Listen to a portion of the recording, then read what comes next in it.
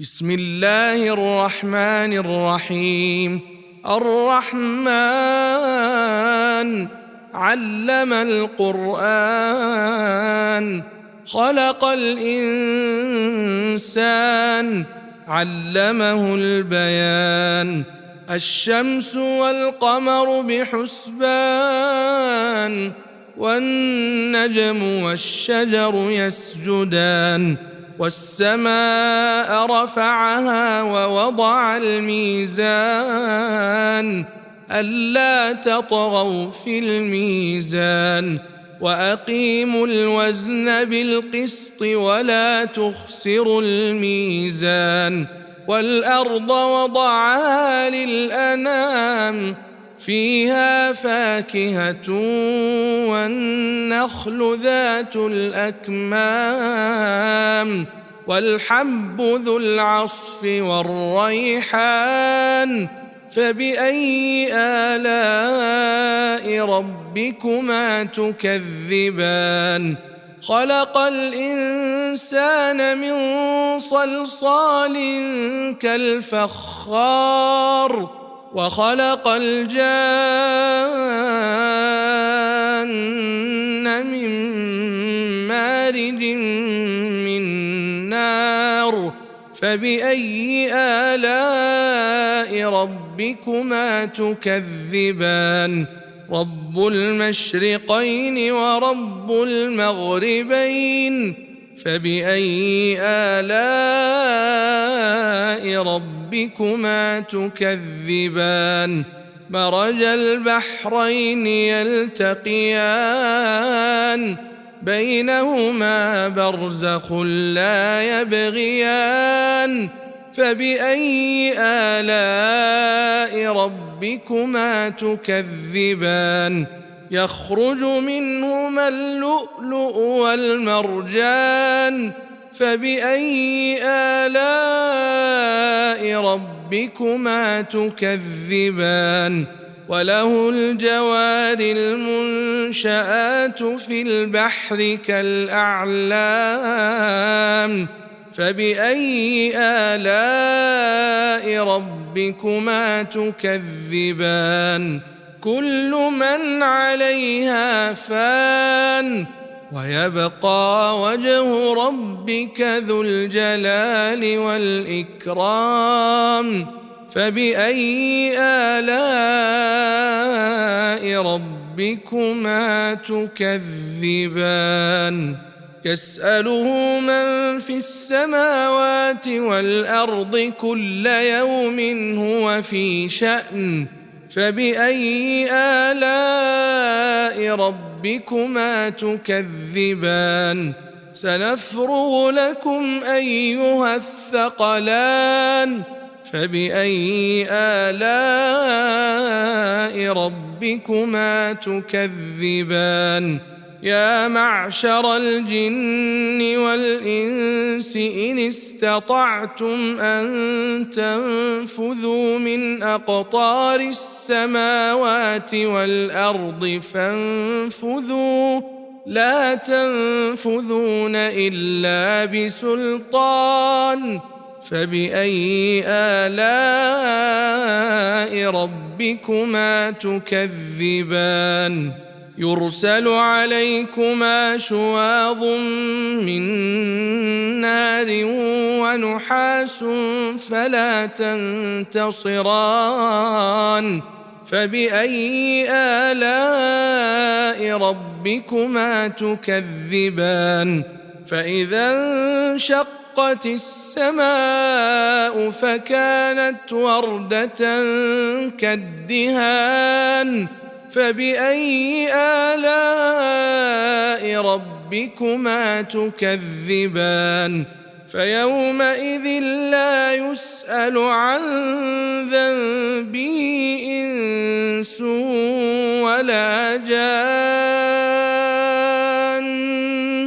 فبأي آلاء ربكما تكذبان؟ يعرف المجرمون بسيماهم فيؤخذ بالنواصي والأقدام. فبأي آلاء ربكما تكذبان هذه جهنم التي يكذب بها المجرمون يطوفون بينها وبين حميم آن فبأي آلاء ربكما تكذبان ولمن خاف مقام ربه جنتان فبأي آلاء ربكما تكذبان ذواتا أفنان فبأي آلاء ربكما تكذبان فيهما عينان تجريان فبأي آلاء ربكما تكذبان فيهما من كل فاكهة زوجان فبأي آلاء ربكما تكذبان متكئين على فرش بطائنها من استبرق وجنى الجنتين دان فبأي آلاء ربكما تكذبان فيهن قاصرات الطرف لم يطمثهن إنس قبلهم ولا جان فبأي آلاء ربكما تكذبان كأنهن الياقوت والمرجان فبأي آلاء ربكما تكذبان هل جزاء الإحسان إلا الإحسان فبأي آلاء ربكما تكذبان ومن دونهما جنتان فبأي آلاء ربكما تكذبان مدهامتان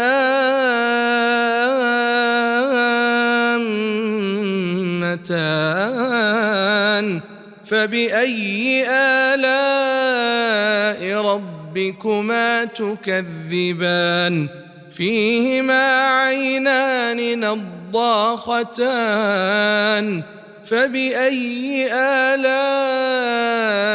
ربكما تكذبان فيهما فاكهة ونخل ورمان فبأي آلاء ربكما تكذبان فيهن خيرات حسان فبأي آلاء ربكما تكذبان حور مقصورات في الخيام فبأي آلاء ربكما تكذبان لم يطمثهن إنس قبلهم ولا جان فبأي آلاء ربكما تكذبان متكئين على رفرف خضر وعبقري حسان فبأي آلاء ربكما تكذبان تبارك اسم ربك ذي الجلال والإكرام